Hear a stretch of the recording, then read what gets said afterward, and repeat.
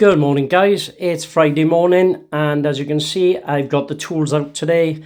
Got a few little plumbing jobs to do. So I need to replace the valves on this radiator in the utility room. So first off we're going to get the valves off. We're going to get the water out of the radiator first so I can get it off the wall. And then we've got a couple of options how we can empty the heating system. Number one, we can put a hose pipe on this, take it out through the back door and do it that way. Or, just as easy, I can use these buckets and bowls and control it with the valves. Each time I fill a bucket, there's a sink behind me because it's a utility room. So this is just the water coming out of the radiator now, guys, right? As you can see, it's a bit of a trickle, but if I can manage to open the bleeding valve on the other side, then hopefully we should get a much better flow out there. So here's the radiator valve, the bleed valve, being a pain as they normally do. So I'm just going to get the other screwdriver on it, and there we are. So that's open. Look at the difference on the flow now, guys. Look at that. Absolutely pouring out. Just remember, this is just the water that's coming out of this radiator.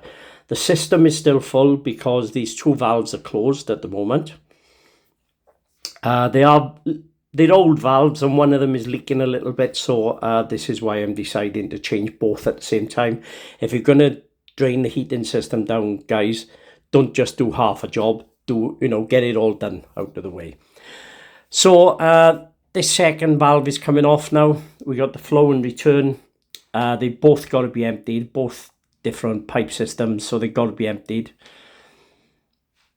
So we're going to get this off now and continue getting the water out of the radiator. Yeah, that one's off. We've managed to get the radiator off the wall.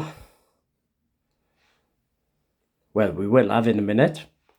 But what I'm going to do now, I'm going to close the valve. There we are, the radiator's off. I'm going to turn the radiator upside down so nothing else comes out of it. So I'm just going to close the little bleeding valve on it first.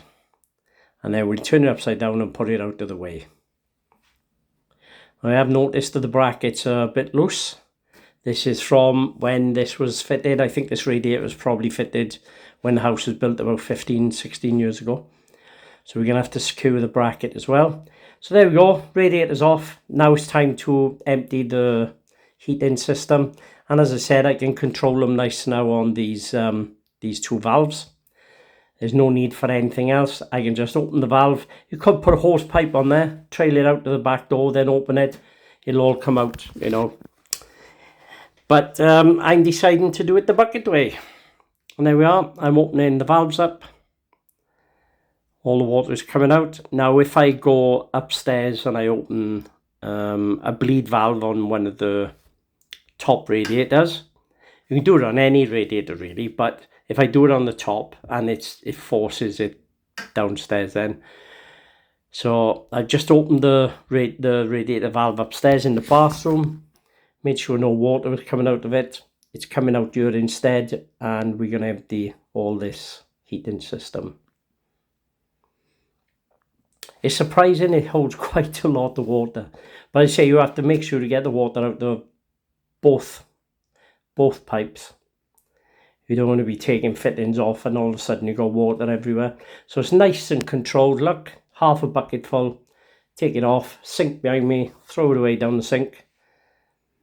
Jobs are good done. There you go. So as you can see, it's only just trickling out. We're starting to come to the end of it now.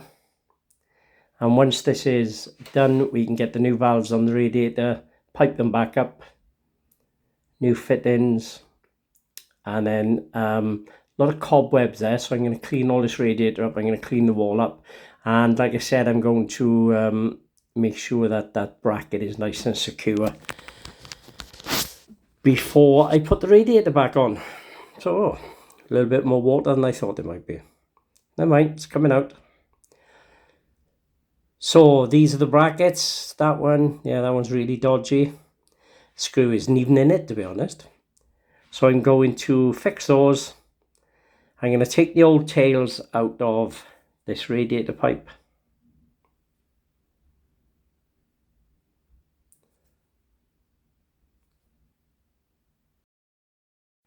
So as you can see, that's the new one that's going in there with the radiator valve on it. They're two different ones. These one is the one on the right here is one with a spanner. It's got a nice little nut on it. That's quite an old one. So we're just going to get that one off first. There we are. It's coming out nice and easy. That's one tail out.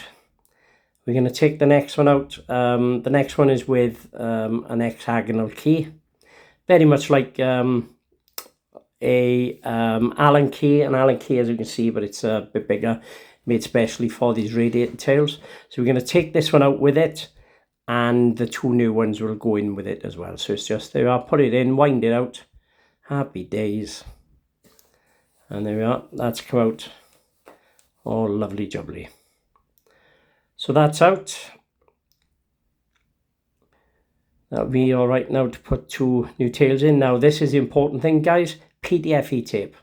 If you don't put PTFE tape on these, you quite possibly may have a leak. I'm not saying you will, but you may. Some plumbers use paste. Ugh, yuck. It's much easier to use this gorgeous PTFE tape. You wind it in, it tightens on the joint as you tighten it in. So that's the first one done. We're just gonna put that in now with our Allen key. Start screwing it in first, nice and easy. Right, where's my Allen key? See, plumbers, we put things down, we can never find them. The plumbing fairies take them. So there it is. We're going to wind that in. Wind your neck in, son, wind your neck in. So nice and tight, and it's just going to be tight enough that it's not going to leak, and it's going to leave us enough room to turn this nut to put the new valve on. There you are. That's in, that's turning. We're going to PTFE the other one now, and then we're going to get it in the other side. No point in doing half a job, is there? No. There we are. I did actually think I was talking while I was doing all this, but obviously I wasn't, so I'm having to do a talk over. But hey, it's going all right.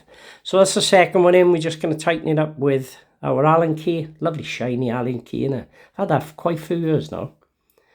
I bought it when I became a plumber. Yes, I did become a plumber. I am a proper plumber, guys. Fully qualified plumber. I went back to T-Court College when I was 45. Did 2 nights a week for 4 years. I'm a fully qualified plumber. I have all the certificates. Can't say it. Got all certificates. I was actually registered, Corgi registered for 5 years to work on gas. So I do actually know what I'm doing. Yeah.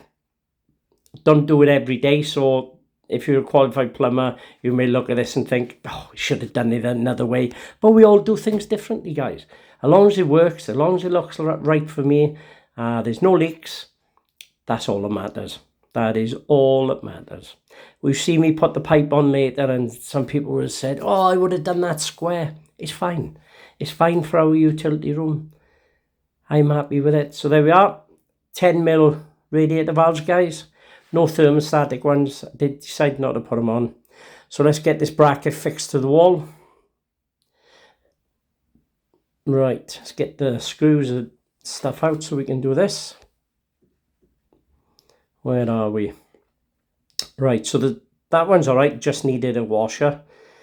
This other one, the top fixing is gone, so I drilled this with an 8mm drill. I'm going to put this plasterboard fixing in, and this is the little gun that pulls the screw out and tightens the fixing to the wall.